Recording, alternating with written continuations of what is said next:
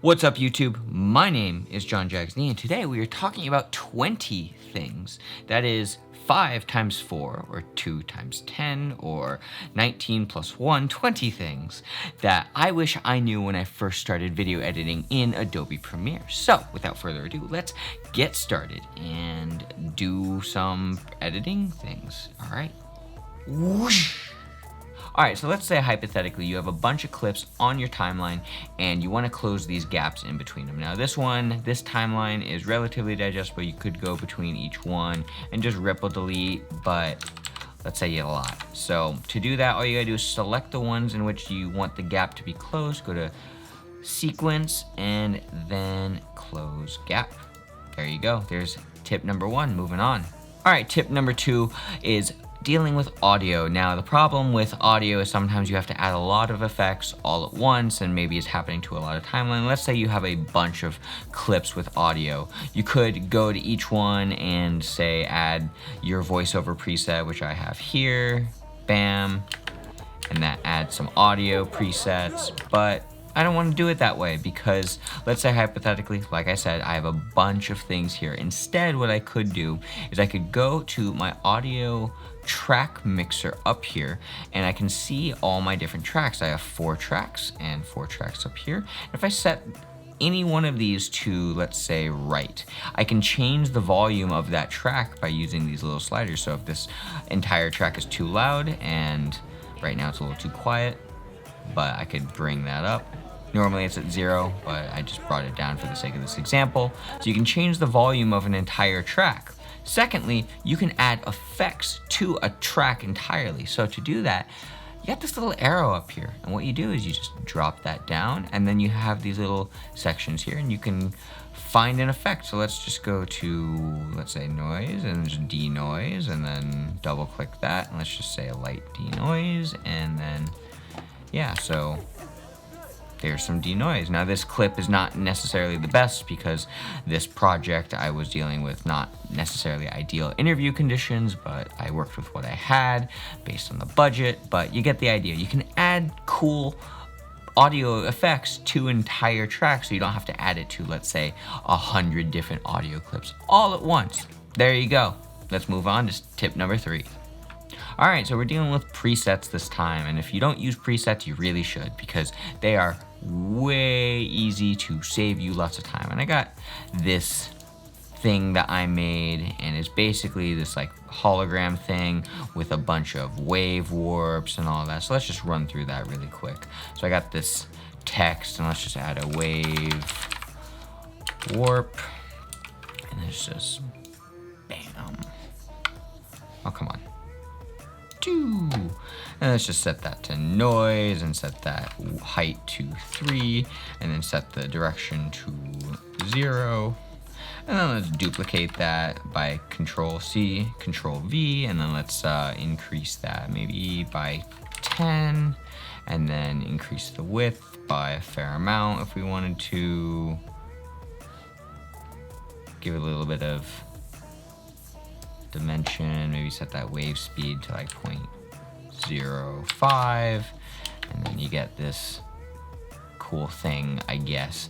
And then you can add a tint if you want to, and I'll just change the color of it. So right now it's set to black and white, but we can set this white to a nice blue. Oh, and we're saving our project because that's important. Set that to a nice blue. All right, there we go.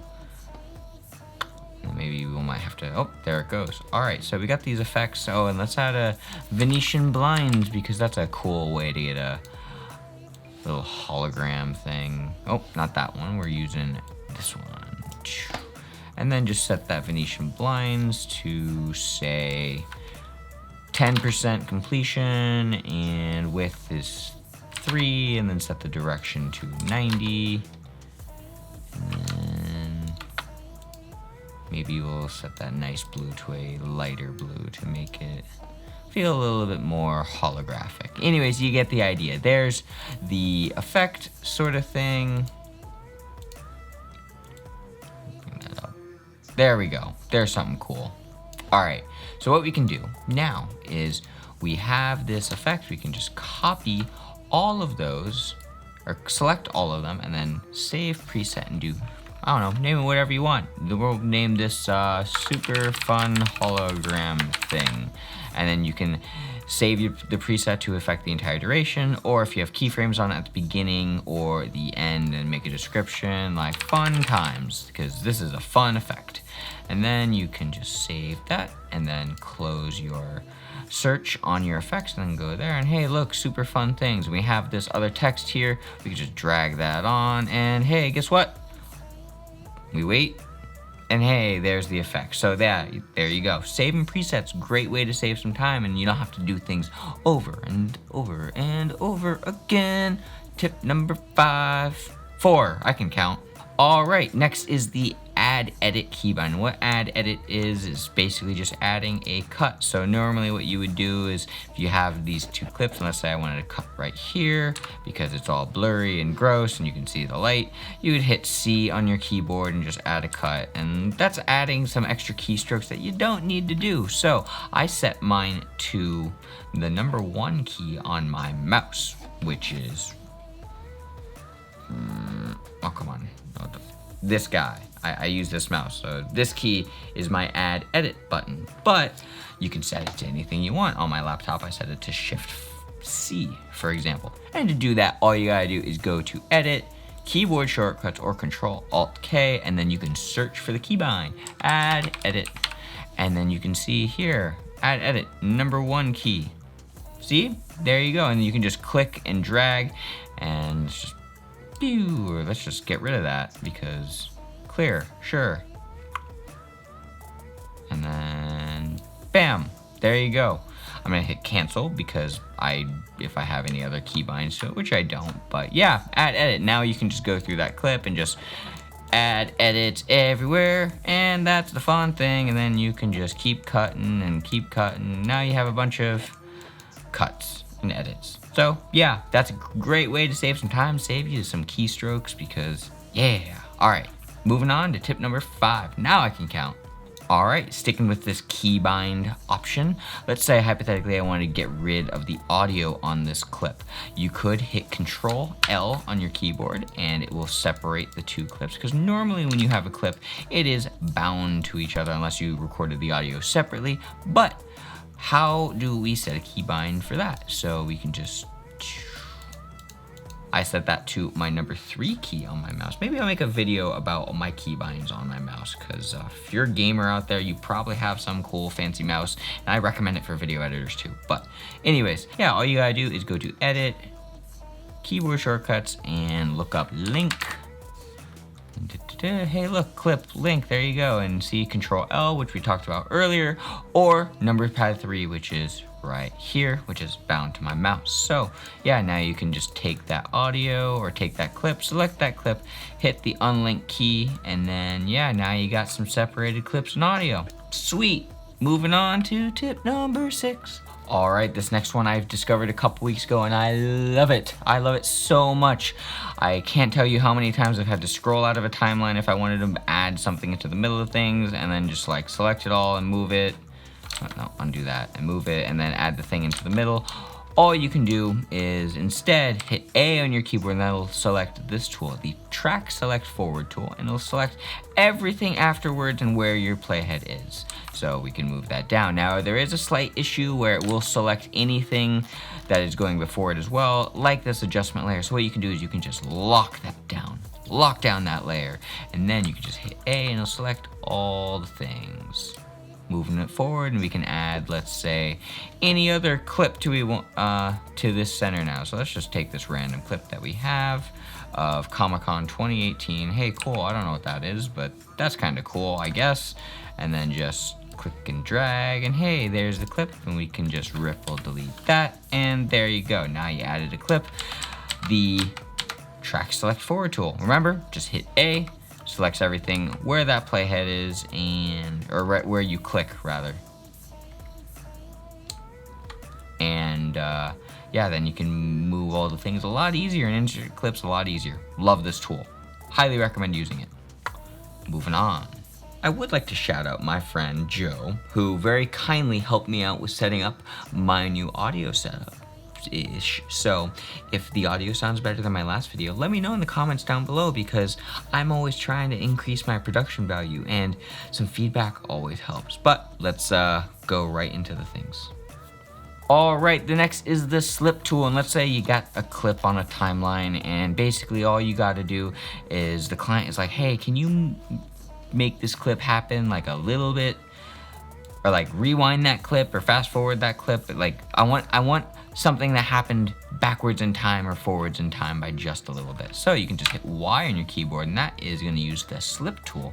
And then you can just click and drag on that, and it'll move it forward. If you move right with your mouse, it will move the clip forward, but it'll keep it in place, so the time is going backwards, so to speak. Or if you move left, we'll get a forward portion in time. We can use the guides here to see what we're working with. So yeah, slip tool, very, very useful if you got a client and they're like, hey, can you make this happen at another point in time, but we really love this clip. I love this clip too. So yeah, let's just slip that clip a little bit so we get that timing just right. All right, number 8, I think. All right, I love this tip, and I got this one from Maddie Hapoya a couple weeks ago, and it's something I've used for just LUTs, but for color grading, it's also really useful. So basically, all you gotta do is, instead of having color grades on individual clips, I've started using adjustment layers, and the benefit of this is that you can go back and change things a lot easier. Or let's say hypothetically you have a clip that you want to use in another timeline. It doesn't have all the effects, and you got to remove all the attributes, and the goal is to try and save clicks. So what I'll do is I'll go to my preset, so Colorista, which is a third-party plugin, and I just drop on that orange and teal look because that's just where I start, and then go to effect controls, and I'll change the things that I need to. Let's pull up those Lumetri scopes, and yeah, we're very orange, so maybe we'll just bring this down just a little bit, so it's a little bit more balanced as far as color.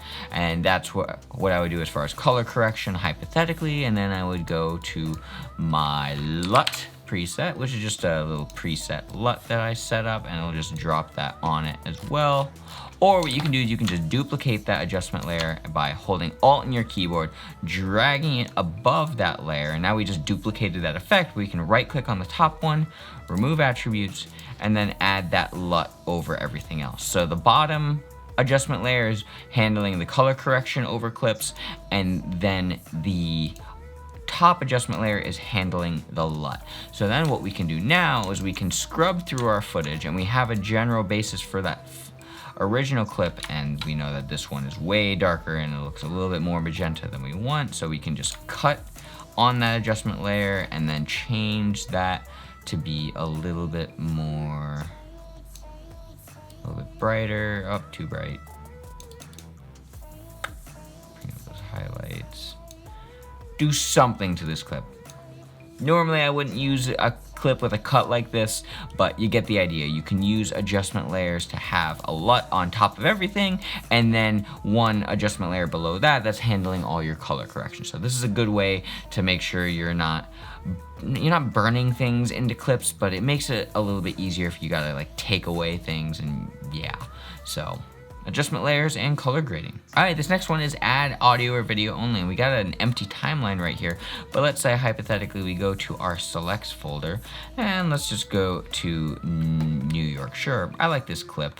Now, let's say hypothetically instead we gotta use the source window, which I'm not a huge fan of, but gotta use the source window. So you hit F, which is match frame. We'll talk about that in a little bit. We'll go back to that sequence, which was empty. Add audio. We gotta just add, if we click and drag on the source footage, then we're adding both the audio and the video, but we don't need that. 4K preset for my comp, but ignore these black bars. So instead of just adding both video and audio, and let's say you don't want to overwrite anything else in your timeline, you can just use these two buttons, drag video only, bam, now we only drag the video. Or if we undo that, we can drag the audio, bam. Love these two little tools. I normally don't use the source footage panel all that much because I found another piece of workflow that is useful, but we'll talk about that in a little bit. But yeah, these buttons are wonderful. Highly recommend using them. All right, number 10 is match frame. Let's say hypothetically, we got this clip in the timeline. We don't know where it is in our folders because, yeah, I don't know. It's just like, hey, I want to access this footage, but I don't know where. Well, if we hit F on our keyboard, hey, look, there it is. And it gives us the in and out point of this clip as well. We'll talk about in and out points later. But let's say hypothetically, I wanted to move this around. I can just set a new in and out point, and then just click on that source footage, hold Alt, and it will replace it with those new in and out points. So yeah, there's a cool thing that you can do. Match frame, basically, wherever your playhead is, hit F and it'll find it in the source footage, so you can go into your, you don't have to search through all these folders and do that thing. So yeah. Number 11, replace with After Effects composition. We're not gonna go too crazy into this, but one of the things I love to do is use After Effects. If you've not seen my channel before, that's kind of my thing. So what we do is, instead of trying to find this clip and then dragging it into After Effects here and then doing a thing and then pre-rendering, there's another way. So we can hold Alt on our keyboard and drag upwards on the clip that we want to drag into After Effects. And then what we can do is right click and we'll see this replace with After Effects composition. But before you click that, here's another step I highly recommend. I like to go to the end of each clip, hit Shift and left twice, and then go to the beginning of the clip and then Shift right twice. And then from here, replace with After Effects composition. And we'll drag it in, and we'll drag this footage into the actual footage comp, and then we'll set this and we'll name it to something if my computer will stop. Come on, buddy. You can do it. You can do it. Do the thing. Do the thing. You're strong. Oh, there we go. All right. Premiere test. I'll just drag that into the output. And yeah, so then if we go back and forth, we can go in here and we can find that composition, make a folder AE comps, and just drag that in. And we have this now, I'm colorblind, I'm sorry, purple, pink, I don't know. And the benefit of adding those handles, now we can cut it back down to size. And we have the original under just in case. So replace with After Effects composition. Now we can do all the fun things in After Effects, like, I don't know, let's add something fun. Like, I don't know, add a solid. Sure, there's a solid, and then add some effects and presets. I'll just go to this random background cinders. Sure, drag that on, set that to overlay, because why not? Now the scene is in lava. Sick. You get the idea. Now we have this lava scene thing, and if you go into Premiere, we're saving because autosave is great. And hey, look, there's our effect in After Effects. So yeah, and then what I highly recommend doing is, once you're done doing the After Effects thing, you can right click and then render and replace it. It'll just make things run faster, but if you have a beefy computer, sometimes you can just deal with it, and yeah. Sometimes, most of the time I do that. But yeah, there's After Effects compositions. Moving on to tip number 12. We're getting through this, I hope, kind of quick. All right, tip number 12, labeling your footage. And this is a select reel we mentioned earlier. This is my Comic-Con trip that I just had. And what was fun is I tried to vlog that. New video coming soon. But what we have here is different labels for the footage. So typically the way I work is I will label all my best footage blue, or the interview stuff blue. If I'm doing something super quick, I'll do a lot more tedious and more meticulous of a pass as far as what clips I want to use, but just named for this sake, for this project. All the good stuff blue, all the okay stuff green, all the maybe stuff yellow, and then sometimes I'll label things red, but if it's red, I'll just leave it as is. And the way you do that is you can right click on a piece of footage. Let's say hypothetically, I want this little clip here. So that little clip. So right click and then label and then set a color. So purple, sure. Now it's purple. Great. And then you can just add edits, and like, I want this clip now, and I want this one to be green. Let's make that a nice green, or I hate this clip. This clip sucks. Let's just set that to a nice rose, I guess, because that's how streetlights work, right? Red, green, yellow. Yeah, you get the idea. So labeling your footage is a great way to work a little bit faster because you know, hey, I'm gonna use this clip, or hey, this clip sucks. So yeah, labeling your footage is awesome. Tip number 13, we're dealing with that same select reel, but I kind of just broke everything up. So we got some green footage, got some blue footage, and I gotta organize this. I don't wanna have to sort through everything and try and figure it out. So what you can do is you can select, let's just select all the blue footage, and then label, select label group, Control X to copy, or cut rather, and then paste that at the very end. Then go to the beginning, and let's select the green, label, select label group, go to the end, paste, and then with the yellow label, there's a select label group, and then go to the end and paste, and then you can hit the rip delete and close that, or you can just select all, and hey, we're going back to tip number 1, select all with Control A and then close gap, and bam, now all of our footage is nice and neatly organized. So labeling and select label group, great ways to find all your footage quickly by scrubbing through things, and yeah. All right, tip number 14, let's say you gotta copy or paste something into your composition and you don't wanna overwrite anything. And normally, let's say we wanna add, I don't know, this random green clip right here. So let's just cut. And if we leave it as is, it will just overwrite. Oh, hey, I didn't want that to happen. So let's Control Z to undo, go to the beginning. And if we toggle the track targeting for this track, we can turn this off and turn on maybe V2 and V1. And then if we put our playhead anywhere and hit Control V, hey, look, it'll go to the second track.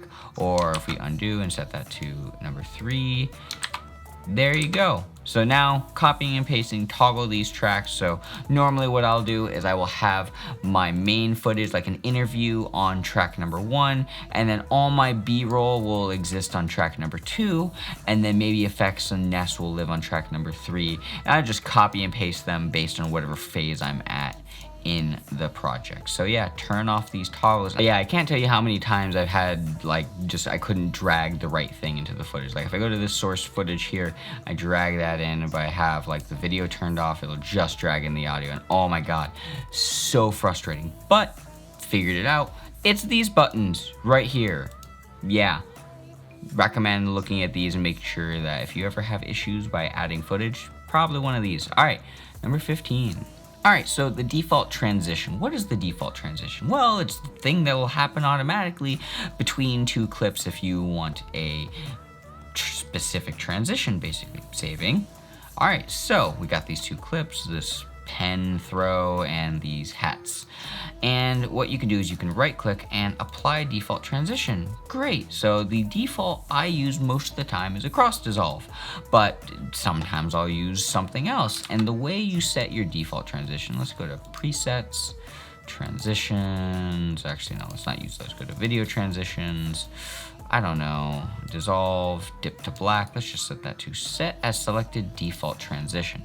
And now if we select that and we right click and apply default transition, it will do a dip to black instead. So that's how you set the default transition, but you'll see here that the duration of the audio transition is much shorter than the duration of the video transition. What you'll see here is that the duration of the audio transition is much shorter than the duration of the video transition. And the reason why is if you go to preferences and then go to timeline and wait, audio transition default duration, 2 frames. And then video duration, default duration is 24 frames in a second. So the transition lasts 21 second, 24 frames. Now the reason why I set it to 2 frames is if I have a bunch of audio on a timeline and I want the transitions between each cut of the audio to not be poppy and annoying, then I will just select all of it and then I will hit Control Shift D, and what you'll notice is that the default transition is added to the beginning and the end. It just adds the default transition to the entire selection of what I made by just hitting Control A and then hitting Control Shift D. Now if I undo that really quick and get rid of these default transitions, if I select everything and I hit Control D, it will add the default transition to all of my selections, and then Control Shift D adds the audio. So yeah, there's your keybind for your default transition as well. You just learned how to set your default transition by selecting the one you want, right click, duration, go to preferences and timeline, and then set that frame duration, and then keybinds. Control D will set your video transition default. Control D will set your video default transition. Control Shift D will set your default audio transition. And your audio transitions are right here. I use constant power most of the time. That's probably what you'll use most as well, but you got other ones as well if you need it. All right, number 16. All right, number 16, I got this comp of me in the Ren Fair? Yeah, I was at the Ren Fair, and let's say hypothetically you want to go to the very end of the comp of your timeline for some reason. So what I do is I'll just hit 6 on my mouse. Pew!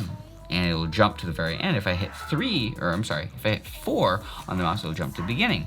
Now, those are keybinds I set up. So all it is the home key will take you to the beginning, and the end key on your keyboard will bring you to the end. And to do that, you can just go to preferences, and not preferences, keyboard shortcuts. And then if you see here, go to sequence clip start, go to sequence clip end, and then I just set those to my number pad as well, which is bound to my mouse. So yeah, home and end keys, I use these all the time because hey, beginning, end, beginning, end, beginning, end.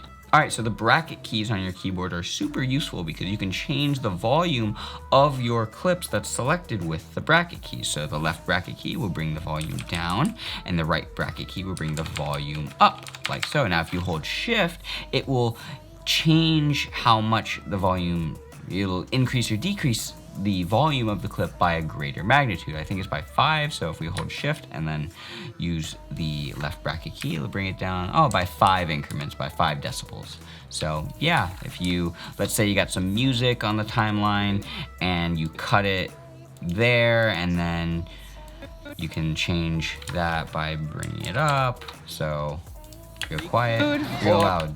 Don't recommend doing that. I apologize if I blew off your ear. And you can just do Control Shift D, and it'll add that audio transition, and you can extend that out and make that less obnoxious. Are you ready? Here we go. Born between Greek food. Yeah, I'll stop from blowing off your ears. I apologize. This clip was one of those where the Sony cameras, I wish I had a flip out screen so I could see those audio levels, but that was my bad. All right, so this one, nothing is really happening here, but I use select reels versus the source window. Now, the problem with the source window is, let's say you have your footage, and let's just go into New York, for example. I gotta go through each individual clip and like find what I like and drag over this little mini timeline and go to another clip, and I can set those in and out points by hitting I and O. We'll talk about that in just a second. And the problem is I don't know what I like. So we talked about labels earlier. I use select reels because I take all of my footage and I put it on a new timeline. So I can, let's go to the beginning, and here's all my footage, and I can just scrub through and be like, oh, okay, I remember this shot. I shot this, and just go through, okay, cut there, add an edit, and then labels. I can just right click, and I like this clip hypothetically, and just set that to teal, sure, and then just keep scrubbing through. Not liking this, not liking this, I lost my keys, and that's why everything's kind of all over the place with this vlog. And here's an interview portion, so let's just, or a talking head portion, so let's right click and label and set that to blue, and you get the idea. So select reels, you can go through all your footage quickly. Now, how do you get all your footage on a timeline like this? Well, what you can do is you can collapse this, and here's my footage with all the clips in it, unorganized. I can just go in, NYC, sure. take that entire folder, drag it over this little button, and it'll make a new sequence, NYC, and we'll set it based on the first clip in that folder. So sequence settings, this is the first clip that I shot this day, was a 4K clip, so it set it to 3840 by 2160. So there might be some HD clips in here, but it's a select reel. No one's gonna see this. This is just a way for you to organize footage. So highly recommend using select reels over everything else, because then you can organize everything. And then if you jump back to tip number 12 and 13, you'll see the labeling footage and select label groups. So then you can get a nicely organized hierarchy of colors for your footage, and it just makes everything so much faster. So yeah, highly recommend select reels. All right, 19, we got this footage of my face, and we got this clip here, and it says merged. What does that mean? Basically, this audio is separate from the video. So that means that I recorded using an external mic like this guy. Yeah, the Rode Video Mic Pro Plus.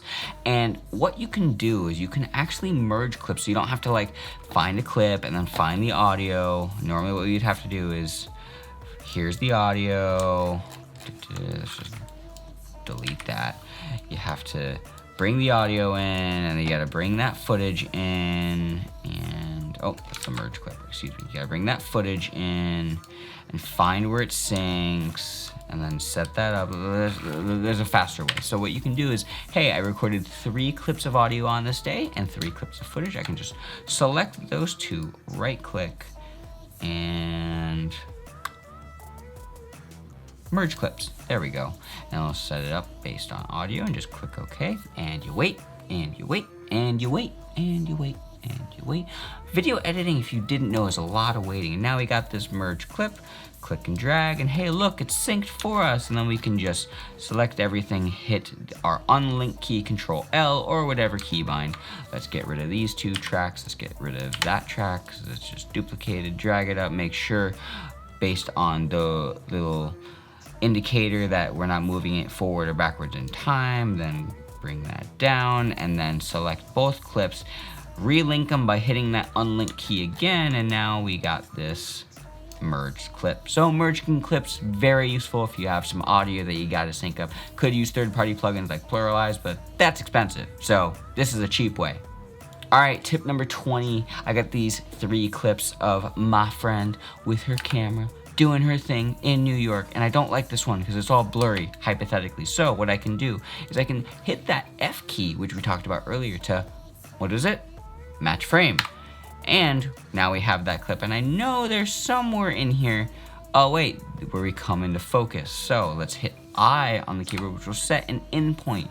And then if we scrub down just a little bit, find an out point that we like, sure, all right.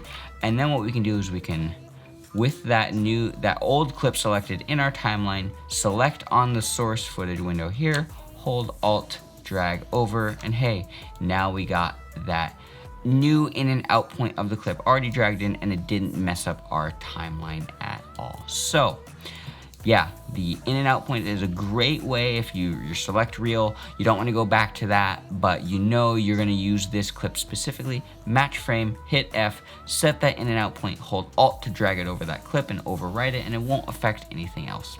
Yeah. All right, I think that's 20 tips. Let's wrap this up. Well, now, one of the things I just learned, or I have learned, but I totally just overlooked it, is that there's a 30-minute cap on recording for my camera. So we lost some cutaway shots, but you get the point of this tutorial. And on top of that, my camera died, and now I just gotta do a quick little outro re-recording. So if you made it through these 20 Premiere tips, I really appreciate you taking the time out of your day. If you learned something, let me know in the comment section down below. If you have questions on how to do anything, hit me up. I'd be more than happy to answer those questions. And yeah, I also think we have a new subscriber, Dimitar Markov. Thank you so much. And I'm gonna just open up your profile on YouTube really quick. Cool, it looks like you're doing a nature thing in your profile picture, so that's awesome, man. Let me know or tag me on Instagram if you do some nature photos or video stuff. That'd be pretty cool.